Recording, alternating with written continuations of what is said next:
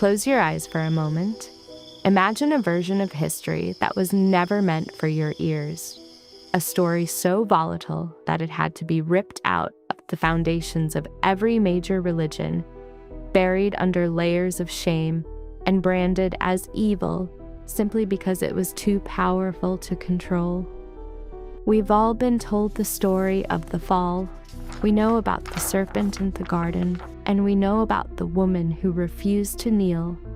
But while the world focuses on their sins, they miss the most provocative question in the history of the occult.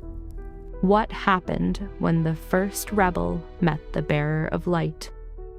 Today we are stepping into the Sitra Ara, the other side. We aren't just looking for historical footnotes. We are looking for the heart of a revolution. Is the connection between Lilith and Lucifer a romantic union, a political alliance of cosmic proportions? Or is it something far more ancient that mirrors the very struggle of human consciousness? You see, the name Lilith was scrubbed from the Genesis narrative for a reason. She wasn't just a demon. She was the first human to choose exile over submission. And Lucifer? He wasn't just a fallen angel. He was the intellect that dared to question the hierarchy of the stars.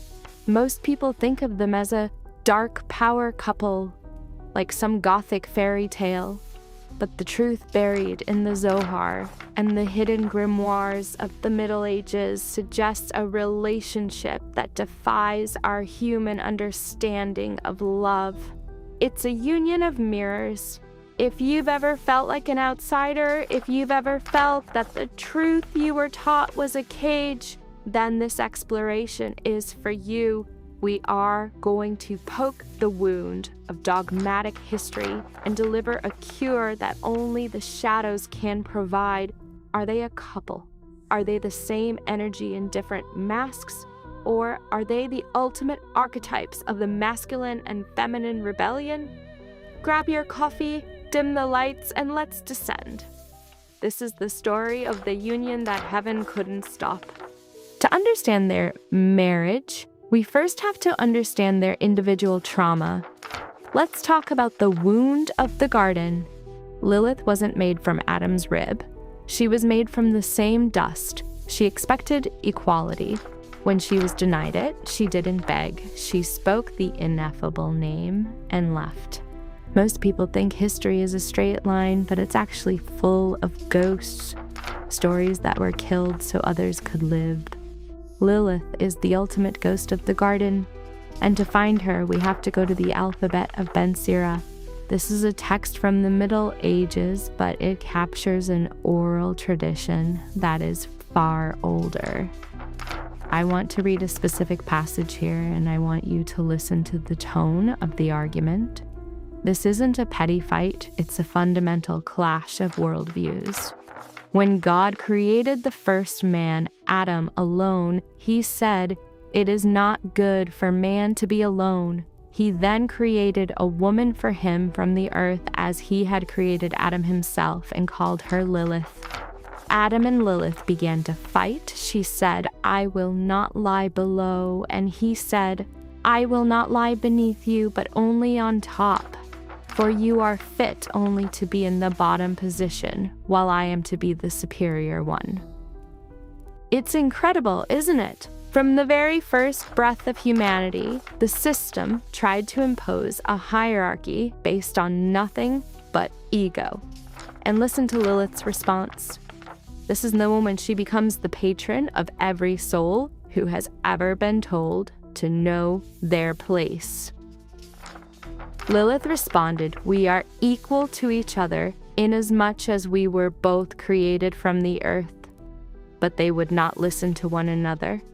When Lilith saw this, she pronounced the ineffable name and flew away into the air. She didn't just leave, she ascended. By pronouncing the forbidden name of God, she used the very fabric of creation to escape her cage. She went to the Red Sea, a place of chaos and demons. Now this is where it gets interesting. While she is in the desert, finding her own power. What is happening in the higher realms? In the higher realms, the morning star is making a similar choice. We look to John Milton's Paradise Lost to understand the psychological weight of this. Milton captures the moment Lucifer realizes that a beautiful prison is still a prison. Is this the region, this the soil, the clime, said then the lost archangel, this the seat that we must change for heaven, this mournful gloom for that celestial light? Farewell, happy fields, where joy forever dwells. Hail horrors, hail infernal world, and thou profoundest hell, receive thy new possessor. One who brings a mind not to be changed by place or time. The mind is its own place, and in itself, / can make a heaven of hell, a hell of heaven. / better to reign in hell than serve in heaven. Better to reign in hell than serve in heaven. That sentence is the bridge. That is the invitation. Lilith chose the desert because she would rather be a demon in her own right than a slave in paradise. Lucifer chose the abyss for the exact same reason. This is the wound of exile. But here is the tension. Many people think they met and it was love at first sight. But in occultism, we call it symmetry. They didn't meet because they were lonely. They met because they were the only two beings in existence who shared the same frequency of rebellion. Think about that. The weight of being the only ones. The loneliness of the first woman and the grief of the brightest angel. When they finally found each other in the shadows of the Sitra Ahra, the other side, it wasn't a romance. It was a cosmic explosion. The mother of demons and the king of pride didn't just hold hands. They wove their essences together to ensure that the flame of free will would never go out. She chose the desert. She chose the edge of the Red Sea, a place of desolation. Now parallel that with Lucifer, the morning star, the most beautiful and wise of all creations. His crime was the same, a refusal to serve a plan he didn't believe in. But here's where the tension builds. Imagine these two forces floating in the void of the great unknown. One is the primal feminine, raw, instinctual, and fierce. The other is the primal masculine, intellectual, visionary, and rebellious. When these two energies meet, the universe doesn't just watch, it trembles. In Jewish mysticism, specifically in the writings of Isaac HaKohen, there is a mention of Samael and the elder Lilith. It says they were born in the same hour as a complete image. They aren't just dating in the underworld. They are described as a spiritual organism that balances the severity of the cosmos. But wait, if they are so perfect together, why does history try so hard to keep them apart? Why do some texts say Lucifer is solitary and Lilith has many lovers? This is where the mainstream narrative fails and the strategic grimorio of the soul begins. Let's get into the theology. In many occult traditions, Lilith is the matronate of the dark side. Lucifer, or Samael, is the king. Their union is what generates the klipoth, the shells of reality. People hear demons and they get scared. But let's look at the value here. What does this union produce? It produces individualism. Without the spark that Lilith and Lucifer represent, humanity would still be in the garden. Safe? Yes, but mindless. Puppets in a beautiful cage. There's a secret in the architecture of ritual. When practitioners evoke these names, they aren't looking for a mom and dad. They are looking for the coincidentia oppositorum, the union of opposites. Lucifer is the air and fire. Lilith is the earth and water. Together, they are the 5 elements. I want to touch on the shadow work, aspect here. Many of our viewers feel a void in their lives. That void is often the suppressed Lilith or the silenced Lucifer within. When we ask if they are a couple, we are really asking, can my instinct and my intellect ever stop fighting and start creating? In the 13th century treatise on the left Kabbalah, it is said that the union of Samael and Lilith was so powerful that it threatened to overwhelm the physical world. The story goes that God had to castrate Samael or separate them so they wouldn't produce an army of chaotic children.